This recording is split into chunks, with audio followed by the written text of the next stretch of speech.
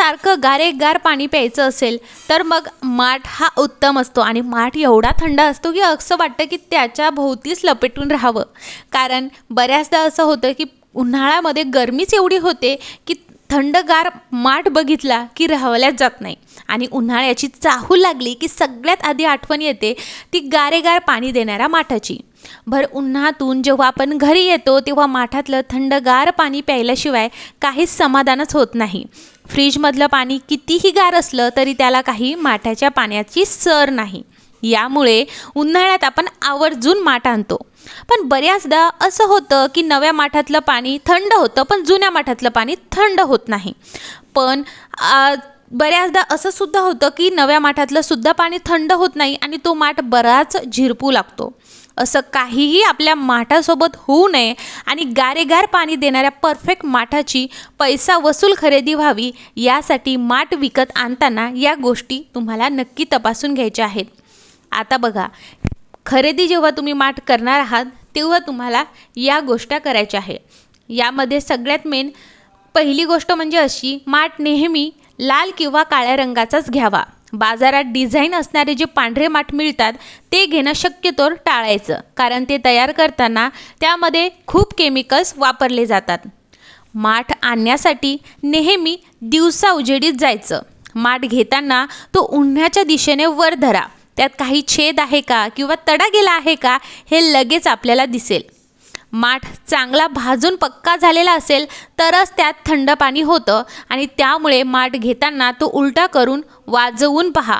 तो हलका आहे असं जाणवलं तर तो चांगला भाजला गेलेला नाही हे ओळखावं आणि वाजवून पाहिल्यावर मजबूत किंवा जाडसर वाटणारा आवाज आला तर तो माठ घ्यावा। तर हे माठ खरेदी करताना तुम्हाला या 3 गोष्टी बघावायच्या आहेत। आता मी बघू शकता इकडे काळ्या रंगाचा माठ घेतलाय। आता माठ घरी खरेदी करून आणल्यानंतर तो कशा पद्धतीने आपल्याला धुवायचा आणि त्याच्यामधलं पाणी अगदी थंडगार राहण्यासाठी काय करायचं ते बघूयात। घरी आणल्यानंतर कधीच माठामध्ये हात टाकायचा नाही किंवा कोणत्याही प्रकारची घासणीचा वापर तुम्हाला करायचा नाही। तुम्हाला जर घासणी वापरायची असेल तर बाहेरच्या पृष्ठभागावरती वापरू शकता, आतमध्ये घालायचं नाही किंवा हात सुद्धा घालायचा नाही। आता तुम्हाला प्रश्न पडला असेल मग हा माठ धुवायचा कसा, तेही सांगते। माठ धुण्याकरिता त्यामध्ये पाणी टाकायचं आणि अशा पद्धतीने माठ हलवायचा आणि त्यामधलं पाणी काढून टाकायचं। असंच तुम्हाला ही प्रोसेस 3 ते 4 वेळेस रिपीट करायची आहे। जेव्हा तुम्ही यामध्ये पाणी टाकणार आहात तेव्हा तुम्हाला अगदी मस्त असा मातीचा सुगंध येईल आणि तो जो काही माठ असतो तो ते पाणी जे आहे ते पीत असतो। त्यामुळे आपल्याला 3 ते 4 वेळेस हे करायचं आहे। त्यानंतर ही ट्रिक स्पेशली आहे जुन्या माठांकरिता। तुम्हाला एखादी मोठी बकेट घ्यायची आहे किंवा अशा पद्धतीने मोठा टब घ्यायचा आहे। तो इतपत मोठा असला पाहिजे की तिथे आपला पूर्ण माठ जो आहे त्यामध्ये जे आहे पूर्ण मावला पाहिजे, म्हणजे त्यामध्ये आपण पाणी टाकणार आहोत तर पूर्ण माठ हा त्यामध्ये डुबला गेला पाहिजे। तर अशाच पद्धतीने मी इकडे टब घेतला आहे।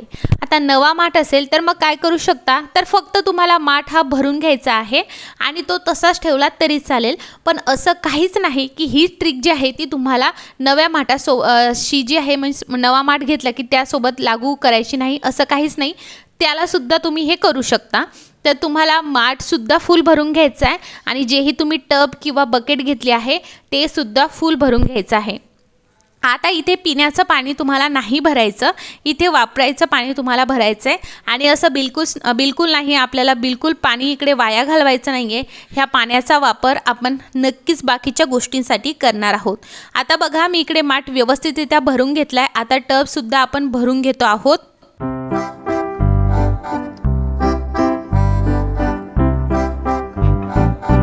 आता बघा इकडे आपण पूर्ण माठ भरून घेतलाय आणि टब सुद्धा भरून घेतलाय।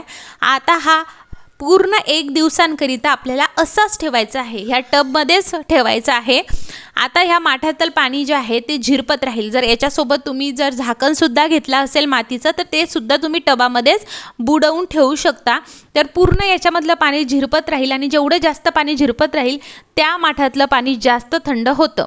आता साधारणतः 1 दिवस असंच ठेवायचं। 1 दिवसानंतर हे पाणी तुम्ही कपडे धुण्याकरिता, भांडे घासण्याकरिता किंवा झाडांना पाणी टाकण्याकरिता वापरू शकता। पाणी वाया घालवायचं नाही। उन्हाळ्यामध्ये भरपूर पाण्याची टंचाई असते, त्यामुळे पाणी अगदी काटकसरीने वापरायचं। तुम्ही शहरी भागात राहत असाल किंवा गावाकडे राहत असाल तरीसुद्धा पाणी हे आपल्यासाठी खूप मोलाचं आहे, त्यामुळे त्याचा जपून वापर करणं हे खूप गरजेचं आहे। आता तुम्ही इकडे बघू शकता, हा जो काही माठ आहे याच्यामधले जे काही छिद्र आहेत त्यांनी व्यवस्थितरित्या हे पाणी जे आहे ते पिलेलं असतं। सो आता मी काय करते आहे, माठातलं पाणी हे एका याच्यामध्ये काढून घेते आहे। याचा वापर मी काही कपडे धुण्यासाठी, भांडे घासण्यासाठी आणि काही मी हे जे आहे झाडाला पाणी घालते आहे। म्हणजे कसं, झाडांना उन्हाळ्यातसुद्धा झाडांना पाण्याची खूप गरज असते, ज्या पद्धतीने आपल्याला असते, त्यामुळे झाडांना सुद्धा पाणी घाला। आता बघा, आपण हा 1 दिवस पूर्ण ठेवला, त्यानंतर स्ट्रिक्टली माठ जुना असो की नवा असो तुम्हाला ही ट्रिक फॉलो करायची आहे। दुसरी स्टेप अशी की तुम्हाला 1 चमचा भरून सेंधव मीठ घ्यायचं आहे आणि ते या माठामध्ये घालायचं आहे। 1 चमचा मीठ माठासाठी, एका माठासाठी सफिशियंट आहे। त्यानंतर हे जे काही मीठ आहे यामध्ये आपण घालणार आहोत 3 ते 4 ग्लास पाणी आणि हे जे आहे मिठाचं पाणी आपल्याला पूर्ण आतील आणि बाहेरील भागाला माठाच्या लावून घ्यायचं आहे आणि ह्या मिठाच्या पाणी यामध्येच ठेवून आपल्याला 3 ते 4 तासासाठी हा माठ असंच ठेवायचा आहे। त्यानंतर तुम्ही बघू शकाल, ही प्रोसेस यासाठी केली जाते की यामुळे जे माठ असतं त्यामधलं पाणी अगदी थंड राहतं आणि अगदी असं गोडसर पाणी राहतं। आता माठातलं पाणी अजून चांगलं थंड व्हावं म्हणून घरातली एखादी रिकामी कुंडी असेल किंवा मग एखाद्या भांड्यामध्ये माती टाकून ती ओली करून अशा पद्धतीने माठ त्यावरती ठेवावा। असं जर तुम्ही केलं तर माठातलं पाणी खूप थंड राहतं। ही ट्रिक नक्की फॉलो करून बघा। आता ते केल्यानंतर आता आपल्याला हे पाणी जे आहे मिठाचं पाणी हे पुन्हा एकदा विसळून घ्यायचं आहे। लक्षात घ्या, माठाच्या आतमध्ये हात घालायचा नाही।